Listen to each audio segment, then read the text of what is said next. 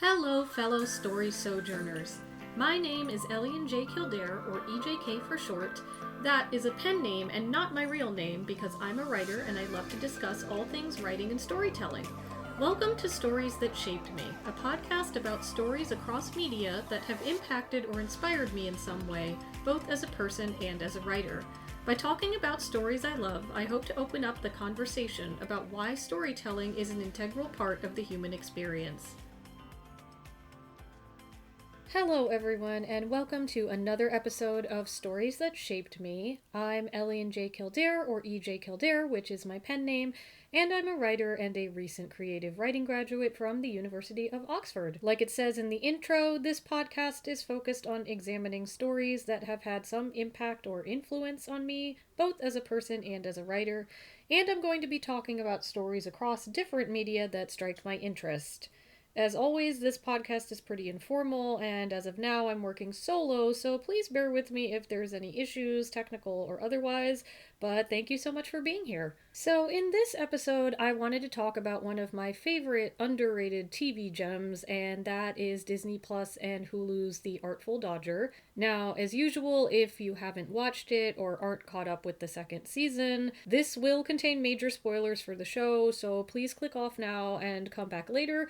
But if you have seen it or don't mind spoilers, feel free to stick around. Now, The Artful Dodger is part period drama, part medical drama that functions as somewhat of a sequel to Charles Dickens' Oliver Twist. It focuses mainly on the titular character Dodger, now grown up and going by his real name, Jack Dawkins, who's played by Thomas Brodie Sangster. And Jack is a doctor working at a hospital in a coastal Australian town, and he's trying to make a better life for himself than that of just being a street thief. Unfortunately, he's still joined by the crafty Fagin, played by David Thewlis, who is constantly disrupting his life by trying to drag him into his various illegal schemes to con the upper class population and get rich. Further complicating the story is the governor's daughter, Belle Fox, played by Maya Mitchell, who has aspirations of becoming a doctor herself, although her overbearing mother disapproves of her unladylike interest in the subject.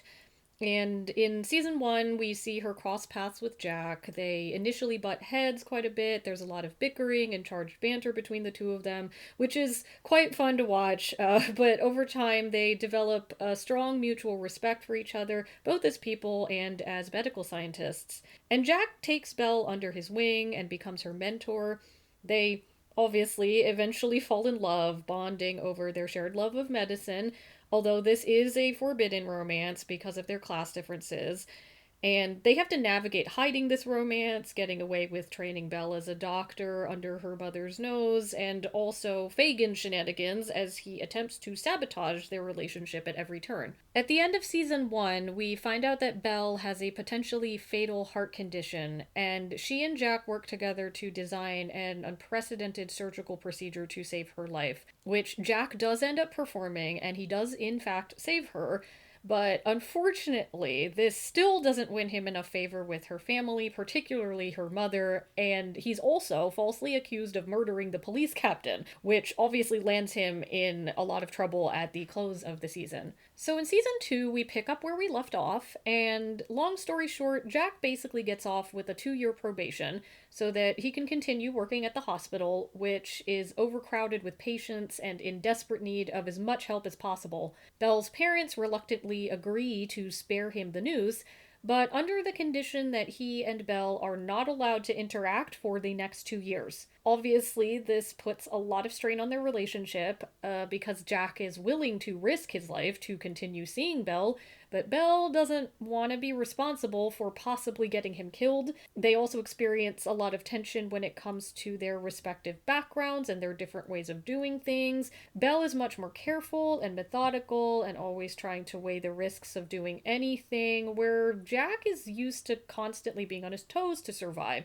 and he's also used to courting danger at every turn. And then, of course, Fagin is still out here causing problems for both of them, because the only thing he cares about are his own interests, which usually involve keeping Jack away from Belle in some way. So they've got a lot of internal and external hurdles to overcome in this season if they're going to make it out as a successful couple. So, of course, most romances would see this as the perfect time to introduce a possible rival for the main love interest, who will now vie for the lady's affections and put the fate of the main couple in even more jeopardy than it already is. And this supposed rival arrives in the form of the new police inspector, Henry Boxer, played by Luke Bracey. And now Boxer, we learn pretty much immediately, is a stickler for the law, even going so far as to refer to himself as such.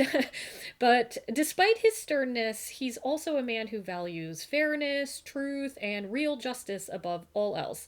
At the beginning of the season, we're led to believe that he may be a threat to Jack, both in terms of his freedom and as a romantic rival. He's investigating a string of murders in the poorer area of town known as Devil's Elbow. The victims appear to have been killed by someone with surgical experience, so naturally Jack soon makes his way to the top of Boxer's suspect list. And then, in addition to this investigation, Boxer starts to grow close to Belle, and they bond a bit over their shared love of literature and philosophy. And even though Belle is a bit of a spitfire and very stubborn, who sometimes challenges him while on the job, her intelligence and strength and her passion for medicine and helping the lower class citizens get access to medical care are things that Boxer quickly comes to admire. Their budding connection, however, obviously does spark some jealousy on Jack's part when he observes them interacting with each other.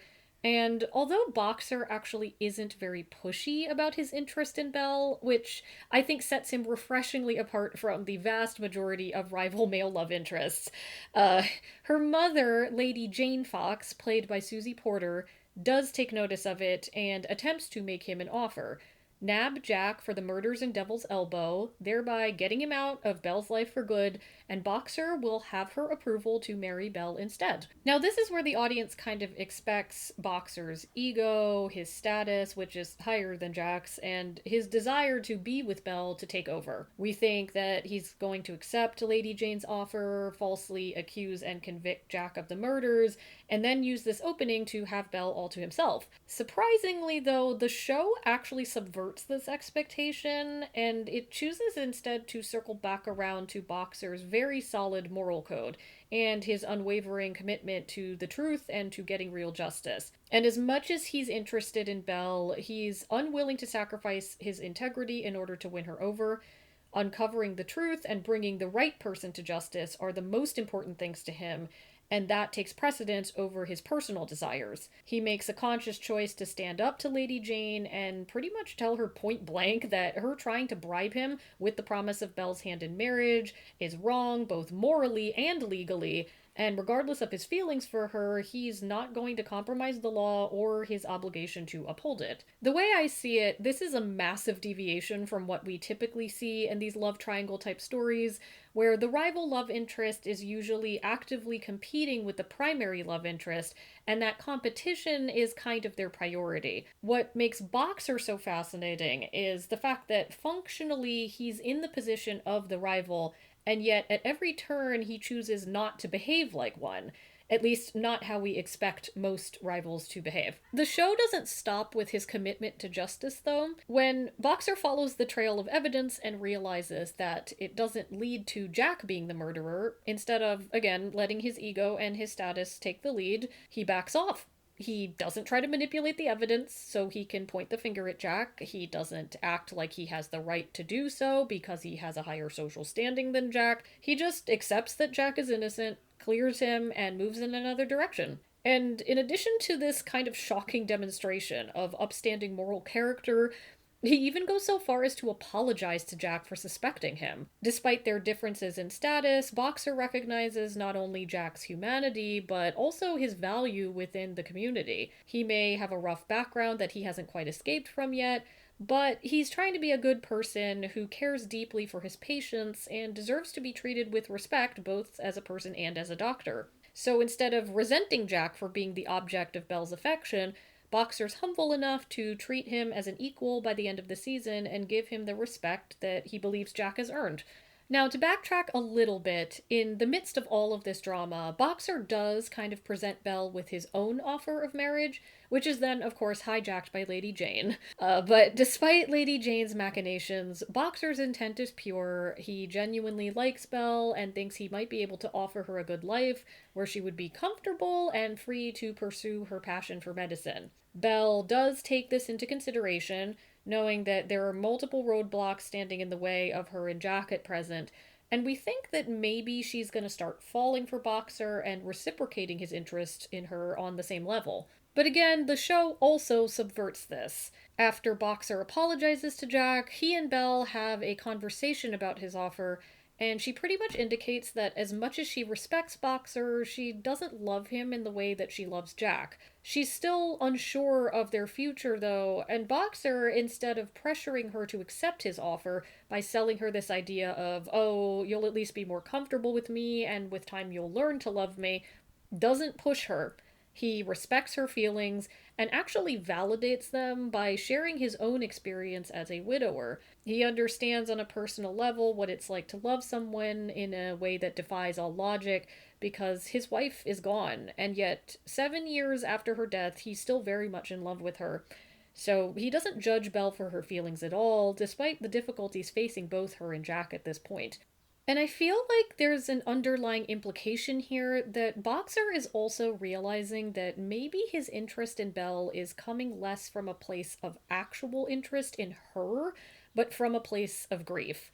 He's still grieving his wife, and he admits earlier on that the reason he's so drawn to Belle is because she reminds him of his late wife. And I think that in this moment, they both realize that if Belle were to accept his proposal, they would both be settling for someone they don't really love in the right way. Belle cares for Boxer, but she doesn't love him in the way she loves Jack, and she likely never will. Part of that is because she's drawn to her and Jack's shared love of medicine and pursuing medical advancements. And while Boxer can appreciate her interest in medicine as an outsider, he can't share it in the way Jack can because he's not a doctor. And I think that personally for Belle, she needs that in a relationship. She needs to be able to share her number one love in life with someone who intimately understands it. And Boxer, while he respects and admires Belle, is still in love with his wife, and on some level may be using Belle as an emotional substitute for his wife. I don't think he means any harm by it, but he doesn't really seem like he's quite done grieving yet and needs some more time to heal before he can pursue another relationship with the right mindset. As much as they both care for each other, it's maybe not as great of a match as it might look like on the surface. And I love the emotional maturity both of them display in recognizing this and accepting it and understanding why they're probably better off as friends. The way this storyline is handled is to me so groundbreaking because we rarely see love triangles that A, eliminate the idea of competition between rival love interests, and B, actually encourage emotional maturity and growth among the characters involved. I'm gonna be honest, I consider myself the number one hater of love triangles, and I usually really struggle with what feels to me like manufactured drama that's a bit of a cheap substitute for better ways of creating conflict in a story. For me, I've rarely seen love triangles handled well in fiction. There have been a few that I've been okay with, but they could probably fit on one hand. Most of the time in a romance plot or subplot, it's the biggest turnoff for me, and I just find them an unnecessary and frustrating addition to most stories that include them. So, for the Artful Dodger to take what could have been a very traditional two guys fighting over the same girl slash girl struggling to choose between two guys love triangle, and then turn that concept on its head by doing something very different with the setup, it's just really impressive to me, and I would love to see more romance stories written in this way, where the so-called triangle is less about contrived drama and more about encouraging the characters to grow and mature, both as individuals and within the context of their respective relationships. And just as a bit of a side note, everything the writers did with Boxer this season made him the unexpected highlight for me. He's now my favorite character on the show, and if we get a season 3, fingers crossed, I'd love for him to continue this journey of healing that he's on and finally get his happy ending too. Personally, I think it would be fascinating to see his law-abiding self falling for someone ironically much like Jack, who has a history of operating outside of the law, but maybe because they've had to do so in order to survive, and to just see Boxer wrestling with how this tests his moral code and leads him to ask questions like, are there ever exceptions to the rules? Where does one draw the line between reasonably bending the rules and allowing one's emotions to cloud one's judgment? That sort of thing. I think it'd be a really interesting storyline for him, and I'd love to see the show explore something along those lines.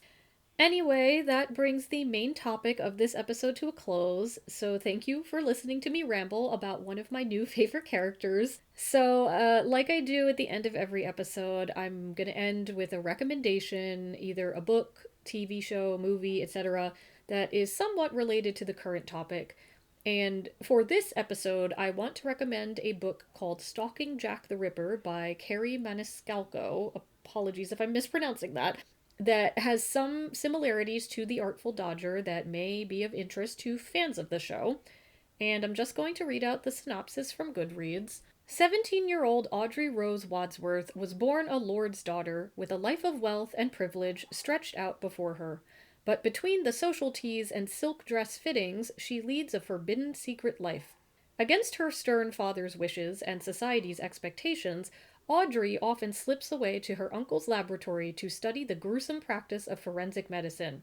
When her work on a string of savagely killed corpses drags Audrey into the investigation of a serial murderer, her search for answers brings her close to her own sheltered world. The story's shocking twists and turns, augmented with real, sinister period photos, will make this dazzling debut from author Carrie Maniscalco impossible to forget.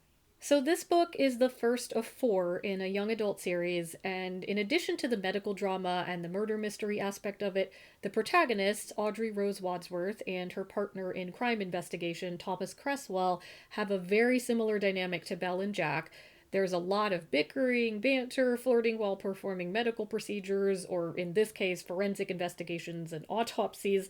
So if that dynamic is something you enjoy, it's definitely worth checking out. I would just warn people that if you're squeamish, there is a fair amount of description of the forensic side of things, including both the autopsies and the crime scene investigations, so bear that in mind if you plan to read it. Personally, if you are interested but are wary of that element, I would just suggest reading the text version rather than listening to the audiobook, so you can more easily skip over the ickier sections. But other than that, the story is pretty interesting, so I would still recommend it. With that out of the way, that officially brings us to the end of this episode. Thank you again for listening, and as always, if you would like to follow and support me, you can subscribe to my Substack, Elian with a pen, that's Elian spelled Eliann, for free. I also have an Instagram at Elian with a pen, that's all one word, all lowercase, where I post podcast updates, writing updates, and quick reviews of books that I've been reading. And in addition to that, if you're interested and able to donate, I also have a Buy Me a Coffee, the link to which can be found on both my Substack and Instagram profiles. Of course, if nothing else, you can always support me by word of mouth, so if you know anyone who would be interested in me or my work, please feel free to share.